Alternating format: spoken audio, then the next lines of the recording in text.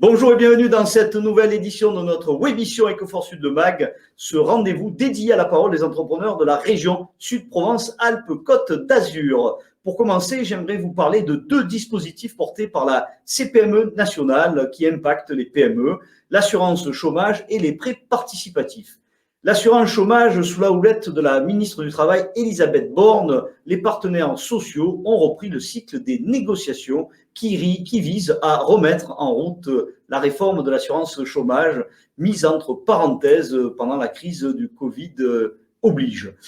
Même si sa mise en œuvre ne pourra être effective que quand la crise actuelle se sera estompée, la CPME est favorable à cette réforme qui vise à rationaliser son système assurantiel le plus généreux d'Europe. Mais nous restons opposés à la mise en place de bonus-malus, des contrats courts qui viendraient inutilement entraver la reprise tant attendue des TPE et des PME. Deuxième dispositif qui va impacter les PME, les prêts participatifs. Le ministre de l'économie, Bruno Le Maire, a annoncé le lancement des prêts participatifs à hauteur de 20 milliards d'euros, accessibles à partir de début avril et jusqu'au 30 juin 2022. Ces prêts distribués par les établissements bancaires d'une période de 8 ans sont destinés à financer des investissements. La CPME nationale a travaillé de près avec Bercy pour faire en sorte qu'il puisse concerner une grande partie des entreprises. Ce qu'il faut retenir, les entreprises qui ont souscrit à un PGE sont éligibles. Ce prêt est ouvert à toutes les PME avec un chiffre d'affaires supérieur à 2 millions d'euros en 2019 et pour 12,5% de leur chiffre d'affaires demande à négocier par la CPME, avec une garantie d'État allant jusqu'à 30% et une tarification bancaire comprise entre 4 et 5,5% selon les établissements. Malgré tout, à la CPME, nous tâcherons de rester vigilants sur la fluidité de sa distribution par les banques et en particulier sur la reconnaissance du caractère subordonné de ces prêts et de leur qualité de quasi-fonds propres. Nous vous tiendrons bien sûr informés de l'évolution de ce dispositif. À la CPME Sud, nous nous sommes engagés dès le début de cette crise sanitaire à vos côtés sur de nombreux sujets comme les PGE ou encore la cotation de la Banque de France. Nous avons porté notre voix au niveau régional, au niveau national sur ces sujets et aujourd'hui, dans cette émission Ecoforce Sud de MAG, nous avons le grand plaisir d'accueillir Jean-Christophe Erard, directeur régional Sud de Provence-Alpes-Côte d'Azur de la Banque de France. Bonjour Jean-Christophe. Bonjour à toutes et à tous, très heureux de participer à cette émission avec vous. Je suis accompagné de Corinne Inesti, présidente de la CPME 13, pour co-animer avec moi cette webition. Bonjour Corinne. Bonjour Alain, bonjour Jean-Christophe, et moi aussi ravie d'être avec vous sur cette émission. Alors pour commencer cette webition, alors tout d'abord il y a certains de nos auditeurs qui ont certainement contracté un PGE, un prêt garanti par l'État. Que peux-tu nous dire sur l'évolution de ces conditions de remboursement Alors, effectivement, Alain, le PGE, on le sait tous, a été contracté par de nombreuses entreprises, notamment sur le territoire des Bouches-du-Rhône. Il faut savoir que cela concerne 25 000 entreprises, donc 89% de TPE. C'est dire l'importance de ce financement qui, d'ailleurs, en complément des aides de l'État, a permis aux entreprises de supporter et continue à leur permettre de supporter ces longs mois de crise. Alors, je dirais que l'évolution, qu'en est-il? Pour ceux qui ne l'ont pas encore fait auprès de leur banque, ils ont déjà jusqu'au 30 juin pour soit le compléter, soit souscrire un PGE. De même, bonne nouvelle, parce que c'est aussi grâce à la forte mobilisation de la CPME, nous avons pu mettre en place un an de différé supplémentaire. Je précise que là aussi, ce n'est pas une démarche qui vient directement aux entreprises, c'est aux entreprises de faire une démarche auprès de leur banque. Dans ce cas-là, elles pourront bénéficier d'une année de plus sans remboursement. Malheureusement, il y aura par contre des intérêts qui vont courir sur cette période de l'ordre de 1,5 à 3%. Sur quel délai il faut faire cette démarche pour demander de repousser d'un an? Alors, en général, on avait une date d'échéance lorsqu'on a souscrit un PGE. Alors, par exemple, si on l'a souscrit en mars 2020, on avait jusqu'en mars 2021 pour décider si on ne le remboursait pas, mais il fallait le faire 2 mois avant. Bon, je pense très sincèrement que même si ce n'est pas tout à fait le cas, dépêchez-vous, voyez vos banques, puisqu'effectivement, tout le monde sait qu'on peut le demander. J'ai parlé des prêts participatifs en introduction. Quelles sont les autres solutions qui pourraient être mises en œuvre pour faire face à ce mur de dette des entrepreneurs? Alors déjà, le mur de dette, qu'en est-il? Le mur de dette, c'est bien sûr le remboursement du PGE qui va être très important pour les entreprises, mais également toutes ces charges sociales qui, pour beaucoup d'entreprises, n'ont pas été payées. Il y a juste des reports, que ce soit les charges sociales patronales liées aux salariales, mais même celles du chef d'entreprise. Et qu'en est-il? Alors, le prêt participatif dont tu as parlé, bien sûr, c'est une bonne nouvelle, mais il est d'abord conçu pour une durée de 8 ans et il sert surtout à l'investissement. Nous, le mur de la dette, c'est aujourd'hui qu'il faut trouver des solutions et pour tout le monde, y compris pour les TPE, puisque le prêt participatif, c'est plutôt les PME. Et dans ce cas-là, nous, à la CPME, nous nous mobilisons depuis quelques mois déjà et depuis le début de cette crise pour un prêt de consolidation qui permettrait de regrouper l'ensemble des dettes, de pouvoir le rembourser jusqu'à 15 ans et surtout de l'assimiler à des quasi-fonds propres pour que ça ne puisse pas grever encore plus l'endettement des TPE, enfin des entreprises. Alors toi qui es bien sûr président de la CPME 13, mais surtout expert comptable, qu'est-ce que tu conseillerais aux entreprises qui commencent à ressentir des difficultés? Est-ce que tu leur conseillerais de prendre contact avec la Banque de France? Et pourquoi? Alors justement, eh bien moi je pense que c'est une bonne initiative déjà de présenter dans cette émission la Banque de France parce que c'est souvent un peu inconnu, c'est une démarche que n'ont pas l'habitude de faire les entreprises. Alors, bien évidemment, quand on a des difficultés, d'abord on s'adresse à son banquier, mais compte tenu des services, et d'ailleurs je pense que Jean-Christophe tout à l'heure va nous présenter le rôle de la Banque de France, bien évidemment, il faut se mobiliser et faire savoir auprès de la Banque de France qu'on a des problématiques, que cette année 2020, bien sûr, va peut-être avoir des incidences sur notre bilan et que dans la mesure où, moi je le demande tout à l'heure aussi, et je pense qu'Alain, tu vas en faire l'écho auprès de Jean-Christophe, on avait tous espéré que ce soit une année blanche, cette année 2020, et que les cotations 2019 seraient reportées sur 2020. Bon, nous, ce qu'on espère, c'est que l'écoute des entreprises soit donc prise en compte par la Banque de France, et je conseille bien évidemment nous, d'ailleurs, CPME 13, nous allons organiser des rencontres avec les chefs d'entreprise et je pense que c'est une bonne initiative de démystifier le rôle de la Banque de France. Alors merci c'est une belle introduction pour introduire Jean-Christophe Erard, donc le directeur région sud de la Banque de France, et qui peut-être première question, est-ce que vous pouvez nous rappeler pourquoi la Banque de France cote les entreprises et quels sont les objectifs de cette cotation? Oui, bien sûr. La Banque de France a 3 missions essentielles et vous verrez que la cotation intervient dans chacune de ces 3 grandes missions. La première mission bien connue, c'est la stratégie monétaire. La seconde, c'est la stabilité financière. Et la troisième, ce sont les services à l'économie. Pour ce qui concerne le premier levier, la stratégie monétaire, la cotation est tout simplement un effet de levier pour le refinancement des établissements de crédit. Dès lors que des entreprises obtiennent des financements et que la banque a besoin de se refinancer, nous allons prêter aux banques dès lors que la cotation est favorable.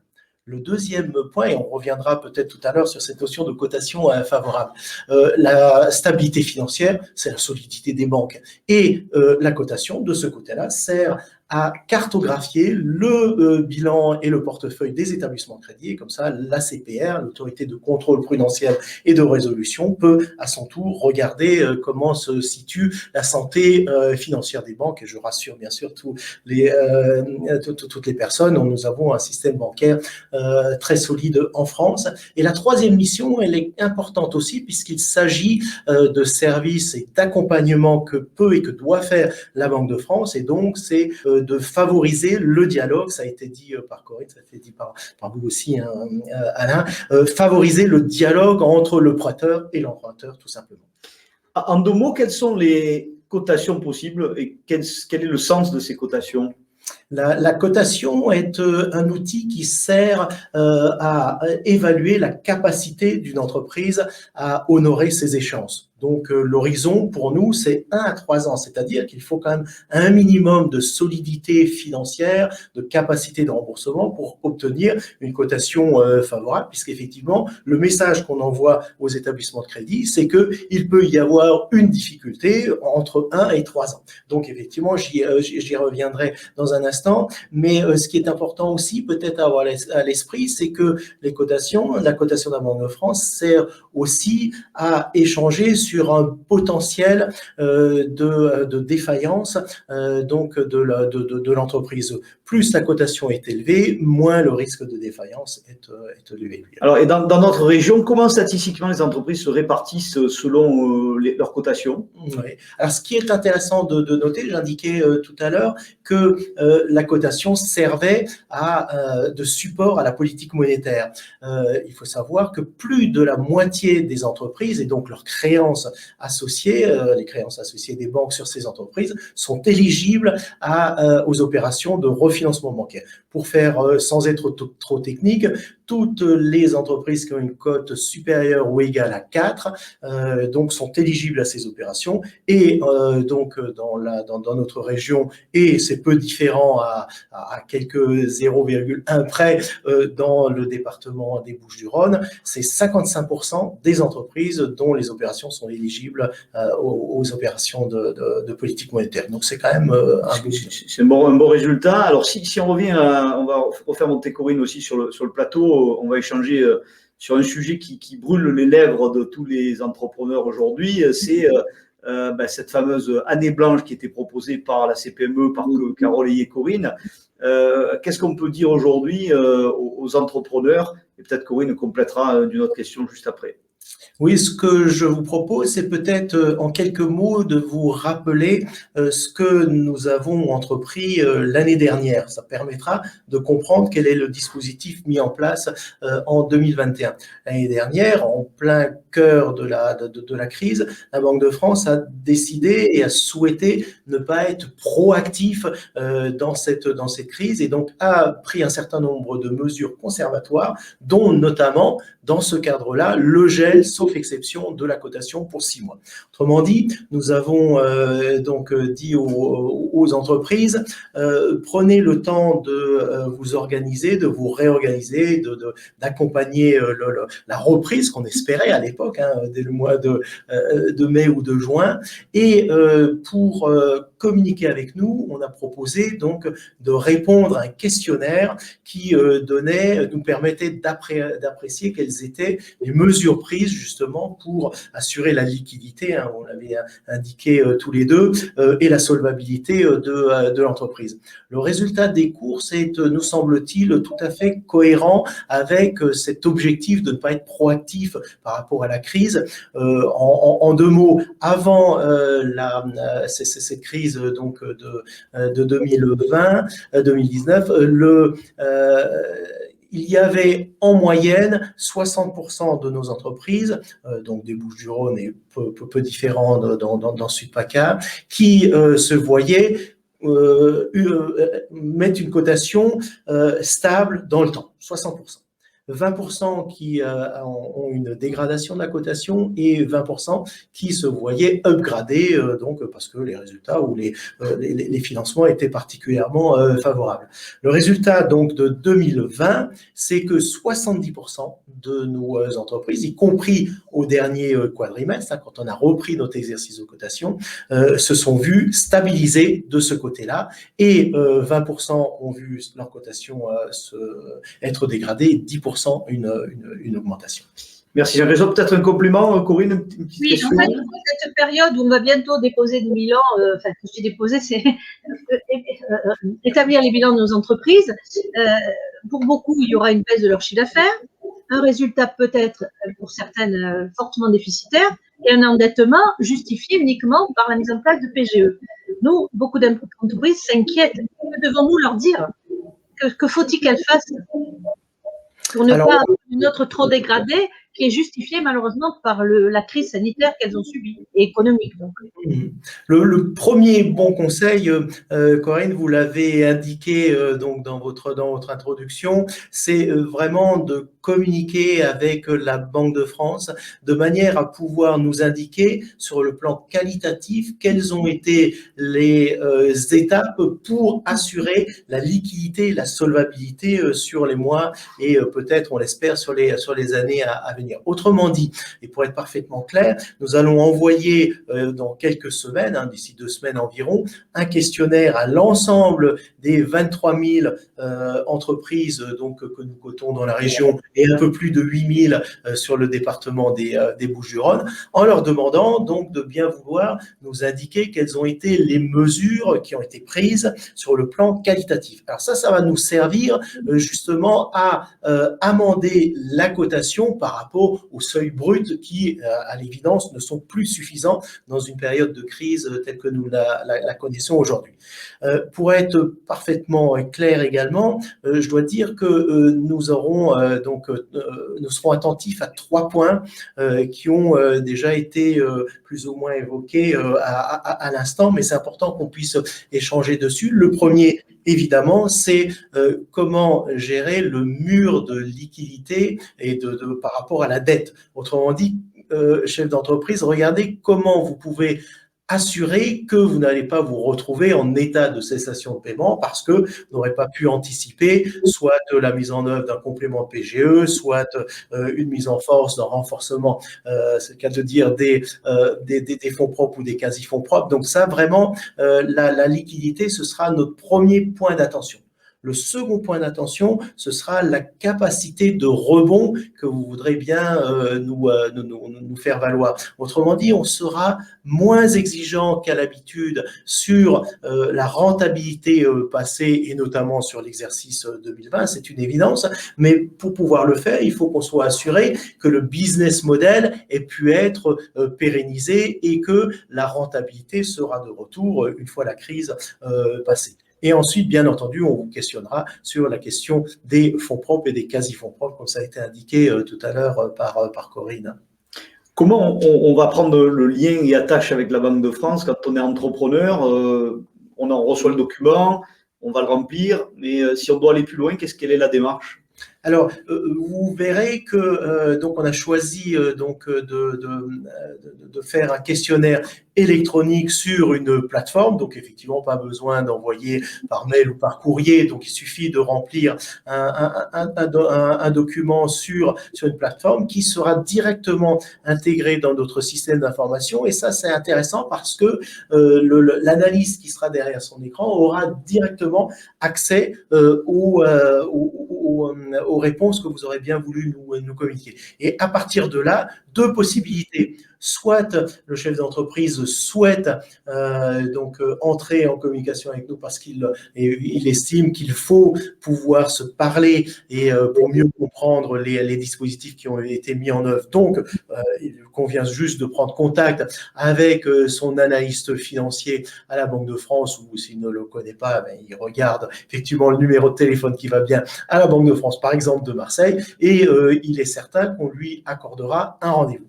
Et de l'autre côté, la deuxième possibilité, c'est que la Banque de France elle-même prenne l'initiative, on en rencontre plusieurs milliers par an dans ce cadre-là, c'est la Banque de France qui peut prendre l'initiative du rendez-vous en disant on ne comprend pas un certain nombre d'évolutions, on a des questions à vous poser. Dans ce cas-là, c'est nous qui venons vers vous.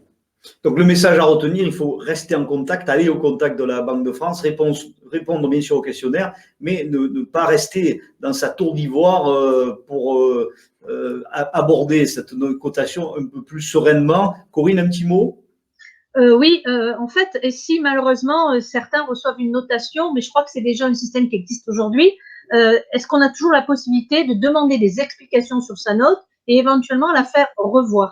Et une deuxième question sur les PGE, pour ceux qui auraient encore des difficultés, puisqu'on a une deadline qui est toujours en vigueur, est-ce que la Banque de France peut aider à mettre en place des PGE lorsque des banques, parfois, ne veulent pas faire souvent, je pense davantage à un complément de PGE? Alors sur les deux questions, tout d'abord le PGE, dès lors qu'il y a un refus total ou partiel de l'établissement de crédit, il y a la possibilité de recourir à la médiation du crédit aux entreprises. Donc la médiation du crédit aux entreprises est réalisée dans chaque département. Donc c'est un service vraiment de proximité dont l'objectif est de trouver avec le chef d'entreprise et le partenaire ou les partenaires bancaires une deuxième lecture. Donc effectivement, la Banque de France, sa valeur ajoutée sera à la fois de poser un certain nombre de questions que peut-être le banquier va se poser lui aussi, mais aussi de trouver des solutions, des tours de table complémentaires. Et pour vous donner un ordre d'idée, depuis le début de la crise, c'est presque 2000 entreprises qui ont saisi la médiation du crédit aux entreprises et dans un tout petit peu moins de la moitié des cas, nous avons trouvé une solution de financement le plus régulièrement possible avec le banquier d'origine. Mais il peut également y avoir l'entrée d'autres partenaires à la marge. Pour ce qui concerne le chef d'entreprise qui souhaiterait donc parler avec nous de sa cotation parce qu'il trouve qu'on a sans doute été un peu sévère, oui, on promeut cette facilité qui est d'aller à la rencontre, ou webinaire ou en présentiel, peu importe. Le message qu'on veut faire passer, c'est que si le chef d'entreprise, pour une raison ou pour une autre, ne souhaite pas communiquer avec la Banque de France, le risque qu'il peut y avoir, c'est que nous cotions sur la base exclusive de la documentation comptable, dont on sait qu'elle est très importante, mais en période de crise, il vaut mieux avoir les explications qualitatives et prédictives, prévisionnelles à la clé. Donc, c'est le moyen, effectivement, de pouvoir s'expliquer. Et puis, peut-être aussi que c'est intéressant pour le chef d'entreprise d'avoir une vision externe et neutre aussi sur la manière dont nous apprécions sa capacité de remboursement, son autonomie et sa solvabilité. Merci, merci Jean-Christophe, merci Corinne pour d'avoir toutes ces informations et ce débat qui a été riche. Nos amis entrepreneurs qui sont derrière leur écran, moi je vais leur dire juste un mot, allez au contact de la Banque de France et discutez de votre cotation. C'est le moment si d'aventure vous avez des difficultés. Et aussi pour le PGE, n'oubliez pas, la Banque de France, c'est un bon point d'entrée pour négocier avec vos banques s'il y a encore quelques réticence. Alors, merci à tous nos auditeurs de nous suivre tous les 15 jours le matin. C'est régulier, vous le savez. Vous pouvez nous retrouver aussi sur la chaîne YouTube de la CPME Sud. Je vous donne rendez-vous dans 2 semaines, même heure, même endroit, pour ce rendez-vous incontournable des entrepreneurs de la région Sud, Provence, Alpes, Côte d'Azur, Eco for Sud, le MAG.